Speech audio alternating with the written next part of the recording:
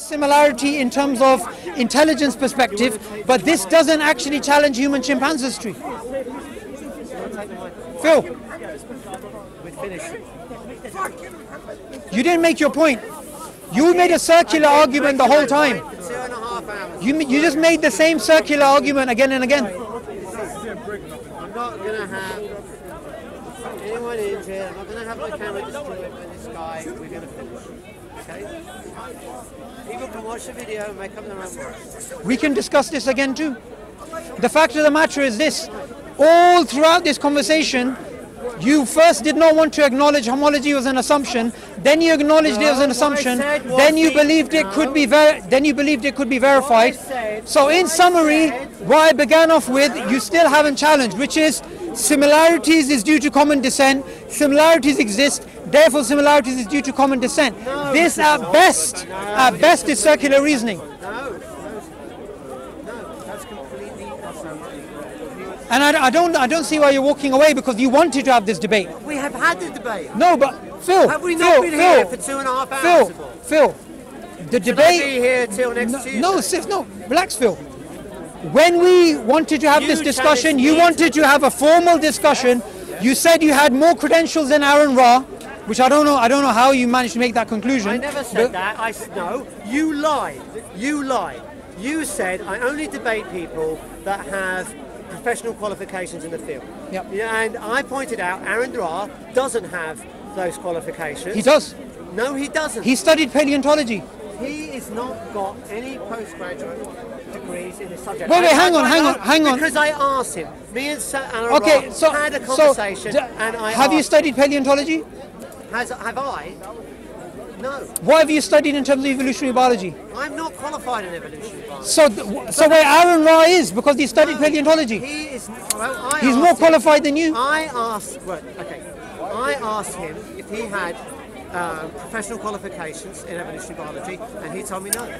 It says on his Wikipedia page he studied paleontology. I asked him, and he said no. And he's been debating this topic for about 30 years now. Right. So. No, but your point. If it was me versus you, this would be really interesting. But it isn't. It's you misrepresenting the scientific community. It's you versus a whole scientific community. No, it's not. It is. Because which scientist? Can you bring me one scientist or scientific paper or a philosopher of science or philosopher of biology who says homology is not an assumption you begin off with? Okay, nobody. You're missing the point, Suboor. The question is not what are the starting assumptions. The question is what does that. Ah, you agree the starting assumptions are there? I've already told you, right? The point that we have, the evidence confirms the human chip. If the evidence is based on an assumption and the null hypothesis is something ridiculous, okay, and genetics adds nothing new to the conversation. Okay, you're misquoting that.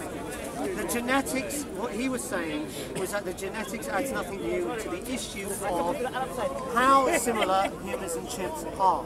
That's not what he said. That's not the question. That's not what he said. The question is... You're misquoting him. The question is... The whole are time humans and chimps you're misquoting him. got a common ancestor. Totally different question. You're misquoting him I'm totally. going to finish it here, okay? You've got to put a line under it, okay? Thank you very much for the debate, okay? Okay. One of the issues is this. When you have atheists like Phil, like other atheists, they come along and they say, look, this thing is evidence. We have evidence from genetics. We have evidence from anatomy. We have evidence from the fossil record. We have evidence from bioinformatics, or we have evidence from biochemistry or whatever. But each of those is based on an assumption fundamentally, and that assumption is the assumption of homology. Now, if you want to say it's simply an assumption, that's fine. But if you say that this assumption is actually true, what you're basically doing is you're making a circular argument. You're saying similarities are due to common descent, similarities exist, therefore similarities are due to common descent, and that is pure circular reasoning. Now, if you want to say, look, there is something that can actually challenge it, and you want to say, look, we have this probability that's actually here. What is the null hypothesis? What is the thing that you're comparing it with? It's going to be randomness. But where did you come up with the idea that that is going to be actually random? So What he actually did there is he misrepresented what the scientific conclusion was by not explaining fully what the null hypothesis was and how they actually came up with that conclusion. And this is one of the fundamental problems when it comes to actually atheists. What they actually do is this: they give you a picture of the scientific community which is not true. There is not a single philosopher of science, there is not a single philosopher of biology, there is not a single evolutionary biologist that would deny methodological naturalism and that would deny homology as an assumption. And even if homology was not just simply an assumption, even if it could be validated in some way, homology is a necessary condition for human-chimp ancestry, not a sufficient condition.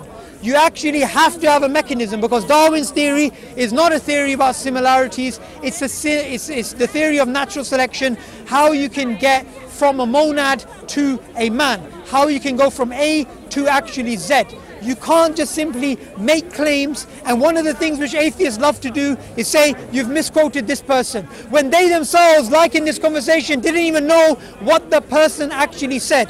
And the problem why this exists is because evolutionary biology has been hijacked by people who want to use it as a platform for trying to show why God doesn't exist, or atheism is true, or this actually undermines the existence of God. When anybody who looks at it from an objective point of view will understand science is based on the problem of science is based on induction, and you have the problem of induction. It's a beautiful method which gives us the technology that we have, but it doesn't mean that conclusions that you make based upon it, especially conclusions which are about the remote past, you can say these things are true in a certain way. The assumptions are still there, and those assumptions cannot be decisively proven through any form of data. Some of these things are philosophical paradoxes like homology and homoplasy, and these cannot actually be proven by data. Now, one of the things which is very, very important, and which is why I come to the park, is to show that atheists like Phil, they don't actually represent the scientific community, and they always give you partial evidence. And we saw clear evidence of that when he gave that statistic, but he didn't explain what the null hypothesis was, or what the null hypothesis was actually based upon, and tried to actually justify that. And he walked away. Now, somebody watching this may say, well, he has the right to walk away. Actually, anybody has the right to walk away from a debate, but he asked for this debate, and he actually wanted to discuss a very deep topic with all these different things, whether it's genetics, anatomy, or the fossil record, or whatever. But he called each one an independent line of evidence, but when one was dealt with, he ran off to another as an independent line of evidence. But that's like whack-a-mole. That's like, look, it's not here, it's here, it's not here, it's here. The fact of the matter is, it's nowhere. It's actually based on the assumption of homology, and there is no one piece of evidence that you can actually say is decisive evidence of human-chimp ancestry. And another thing which in the debate which came up, which I think is very, very important, which we should actually understand, is confirmation bias.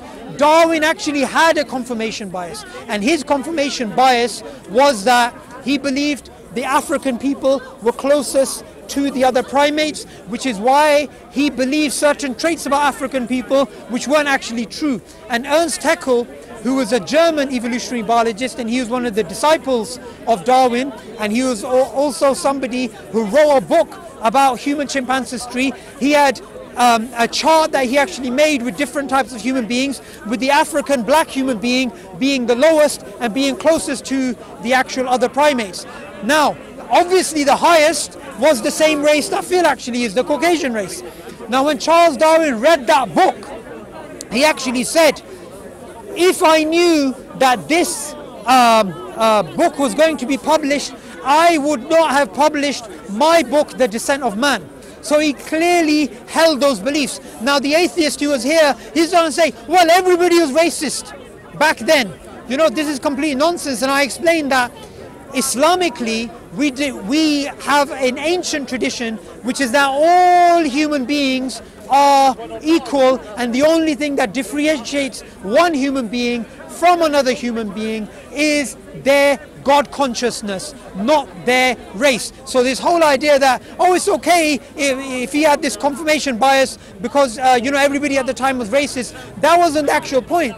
The point is he let his confirmation bias dictate his actual scientific study, and this is the same case in Africa and the same case in actually South America when he actually visited it.